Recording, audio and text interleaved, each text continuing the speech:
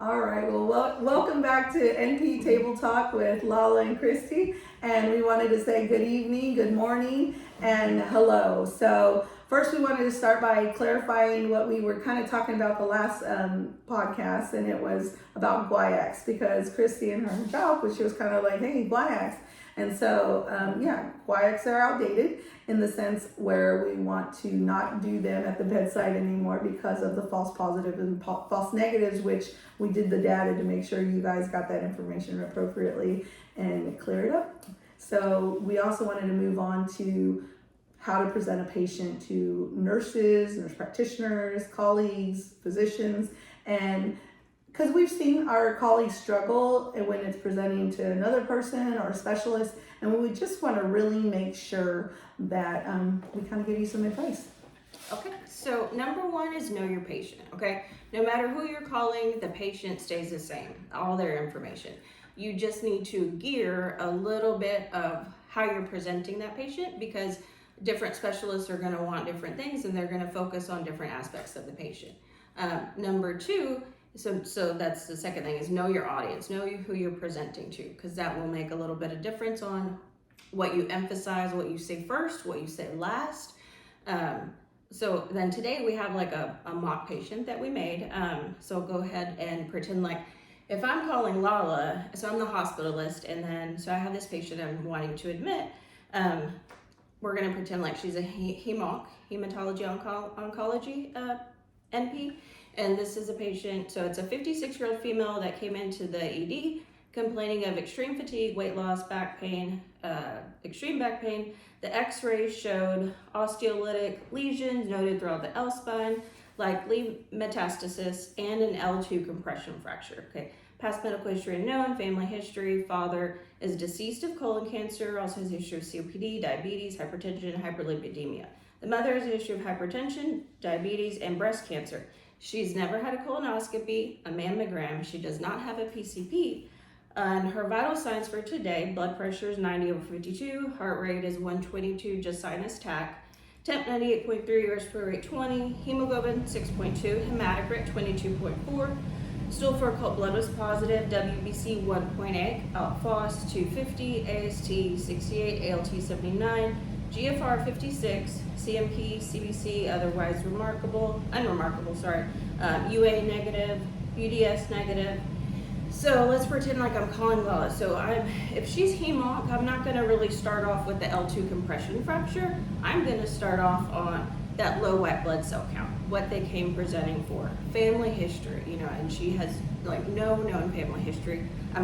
She doesn't know any of her medical background, but we do know that her father and mother are both deceased of different types of cancer. So of course, and according to the x-ray, it shows likely metastasis to the back. So Lala, like what do we know about? And so that's the other part. So if she's calling me as hemonc, I'm more concentrated on the hemoglobin, the hematocrit, of course the cancer history of the family and what that workup's going to entail. But we're not here to debate that aspect. I want to make sure, and Christy wants to make sure that when you're presenting hemonc, it's just like Christy said, you're not going to be focused on the bone aspect. You're going to be giving, we're working on the bone aspect on this place. We've already consulted ortho, but what do you want me to do with this hemoglobin? What do you want me to do with this possible bone mets? What do where of course as a hemonc nurse practitioner in the past would be more of a workup where we're trying to fish out what's going on, and I'd order more imaging, of course. And if the patient needed blood, we would give blood. But in that case, it's knowing your audience, just like Christy emphasized at the very beginning. If I am that hemonc nurse practitioner, I want what's specific. I don't really care about the other things on the table that don't pertain to me. And you want to be precise and swift. And that's another hint that Christy has on her list for sure.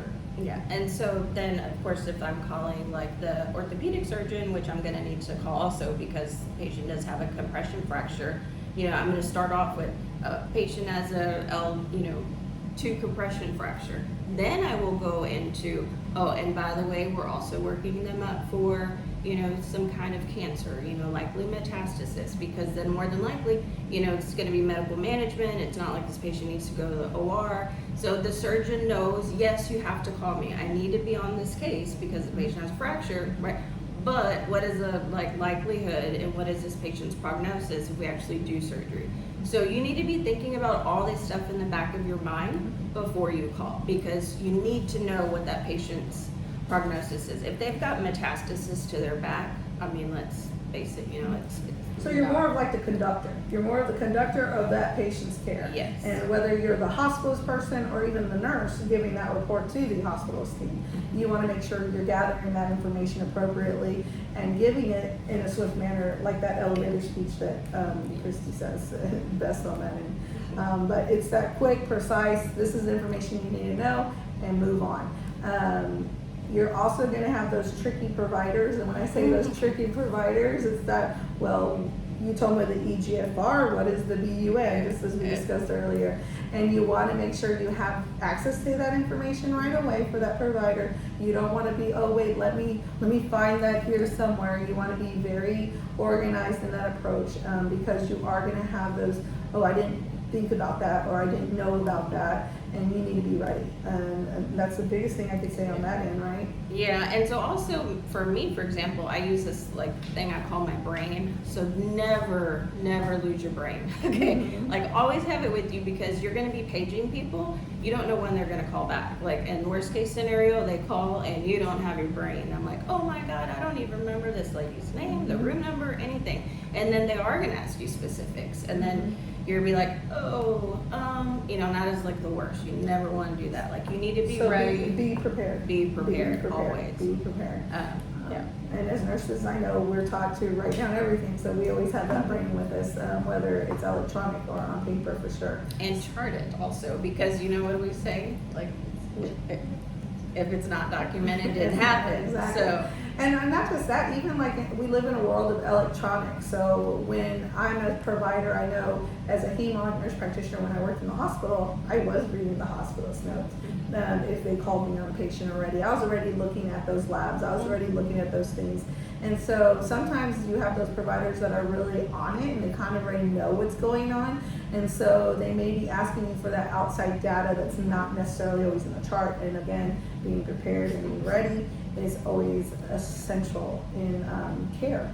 Be prepared to take those orders. That's she might say, oh, I want an MRI of the L spine, I want a PET scan, a with and without contrast. And then if they say with and without, you need to do with and without, because then if you only do it without, you just wasted a whole scan, and the patient still needs another one. Exactly, because I would have hospitalists call me and tell me, oh, I already worked up the patient at Lala, I already got this, and then I would look at the image, and the image was without, and then I was like, well, we didn't do the full workup yet. Yeah. So then again, we talk about cost and care, and we want to make sure that we're doing everything appropriately by that patient, for sure.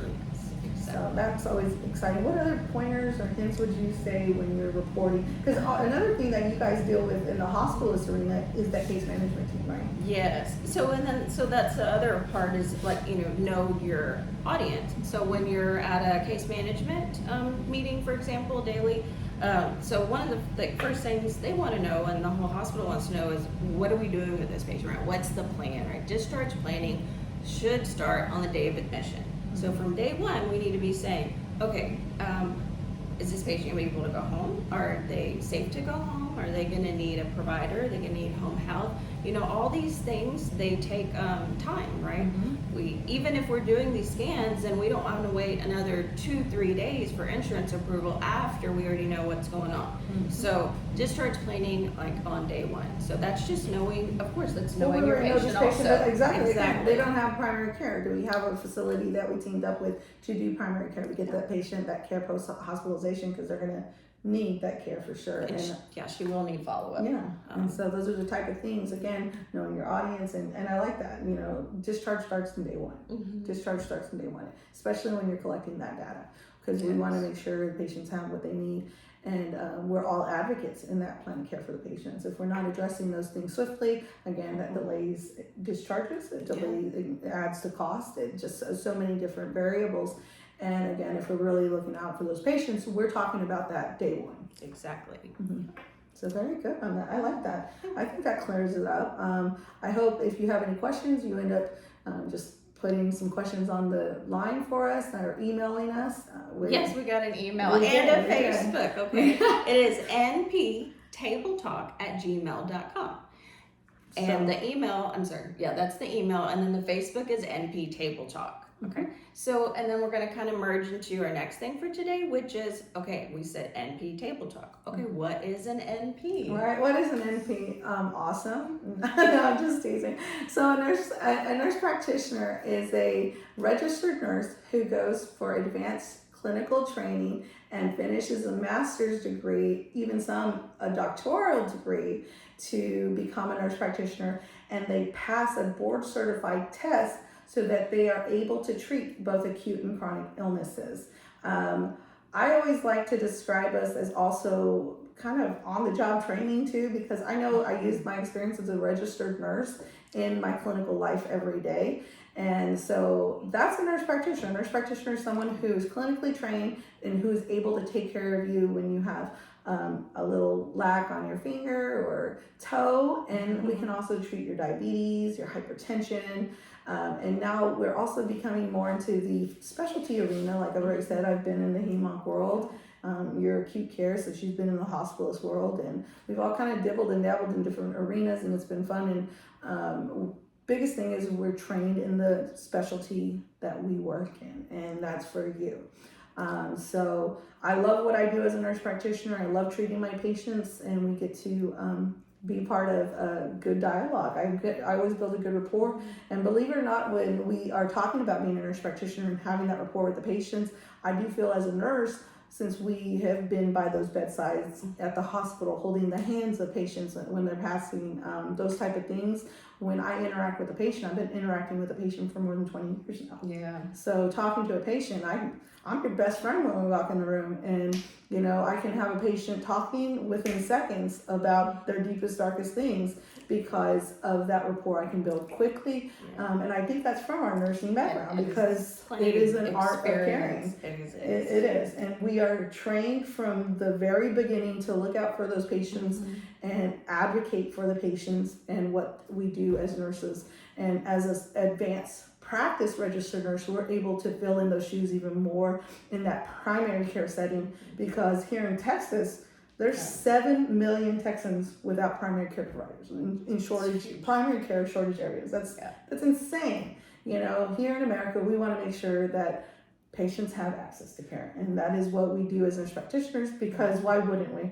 Nurses have always kind of got in the shoes of what else can we do for our patients, and it has honestly evolved throughout time, from Florence Nightingale and the Crimean War, kind of like, hey, we're infecting soldiers because we're not washing our hands, kind of a thing, to before gloves. Exactly.